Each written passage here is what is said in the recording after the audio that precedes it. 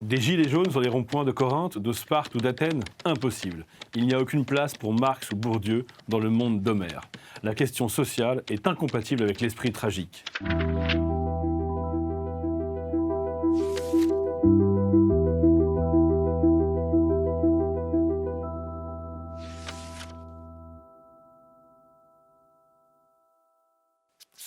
Les lecteurs peuvent apprendre d'abord, ils peuvent découvrir des mythes grecs qu'ils connaissent mal, il y a quand même une vertu pédagogique. Ils peuvent ensuite apprendre que nous venons aussi de ça. Nous ne venons pas simplement d'un héritage chrétien, au fond moral, progressiste, mais aussi nous avons un pied dans cette culture grecque qui est davantage tragique.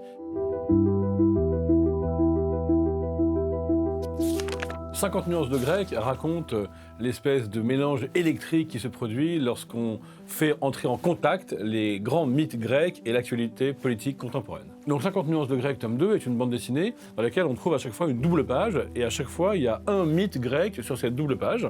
Dans la page de gauche, dessinée par Jules, on a une histoire avec les protagonistes de ce mythe, et dans la page de droite, qui est écrite par moi, on a un commentaire philosophique qui vient en écho par rapport à ce dessin.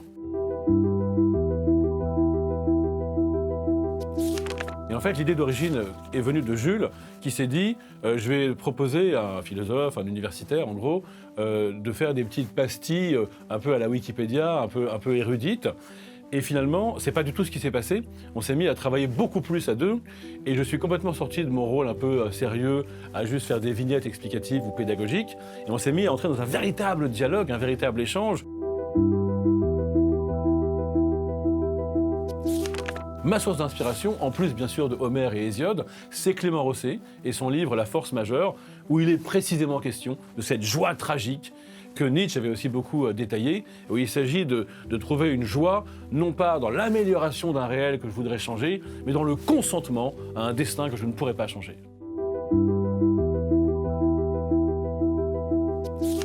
J'aimerais d'abord que le lecteur s'amuse. J'aimerais que le lecteur rie, j'aimerais que le lecteur ait des émotions.